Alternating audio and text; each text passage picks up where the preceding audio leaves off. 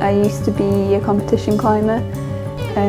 That was what I did most of the time, and then recently I've got into the outdoors, like sport climbing, trad climbing, and even a bit of Scottish winter.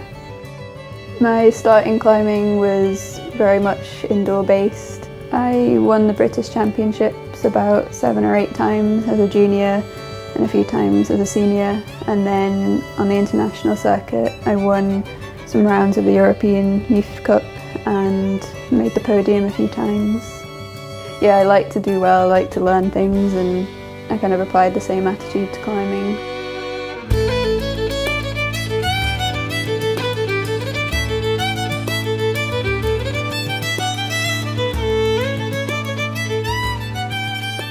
I got into climbing completely by chance. My parents didn't climb, my family aren't particularly sporty, so once I got into climbing it was just competitions, training, climbing indoors. Like, I didn't venture outdoors until I was about 15 or 16. After I got on the British team, my goals kind of turned towards the international circuit.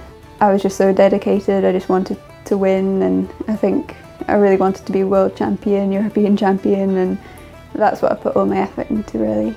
My dad used to drive me about 3 or 4 times a week to the local wall, and I'd spend about 3 or 4 hours just training, doing laps on routes, doing strength training. I think there weren't many other kids to climb with. I was just quite self-motivated. I didn't really have anyone to train with, I didn't have anyone to coach me, so it just had to come from me. And yeah, Dad spent hours belaying me. I've done a lot of coaching, so especially youth coaching. Like, I've worked with members of the British team, the Scottish youth team, climbing clubs, youth climbing clubs, and that was something I kind of got into after school in my gap year, just a way of giving something back. I'm working for ukclimbing.com as an editor, which I really love. It's one of the biggest websites in the world for climbing, and we've got quite an international audience. Personally, my goal since I started in the role has been to kind of broaden the topics of news reports and articles. Like, I'm more interested in stories than kind of numbers in some ways, and I think that's something that's been lacking kind of in the climbing media for quite a number of years, so that was something I wanted to change.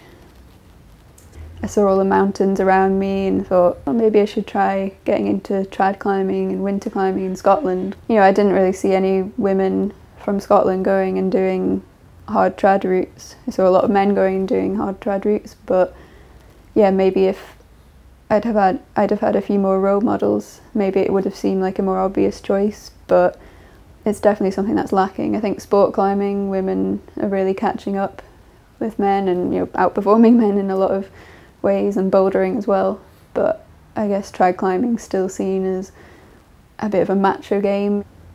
My trad climbing apprenticeship led up to Dalriada, E76B on the Cobbler, and yeah, it was one of the most fulfilling experiences of my life. I think it was, the setting of the route, it's just this big overhanging prow and it looks really intimidating.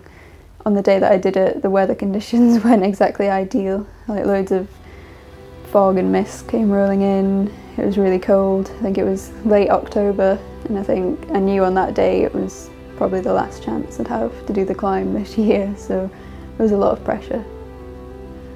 I was very cautious, and I think I still am quite cautious, but I think I did push myself out of my comfort zone a few times, which probably came from the competition background, like just having to believe that I could do it in the circumstances, even if it was a bit scary.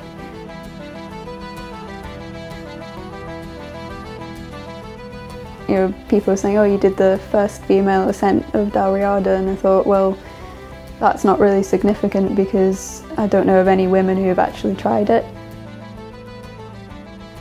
Don't look for excuses not to try hard, because you can find them. There's always an excuse not to achieve, but yeah, you just have to believe in yourself.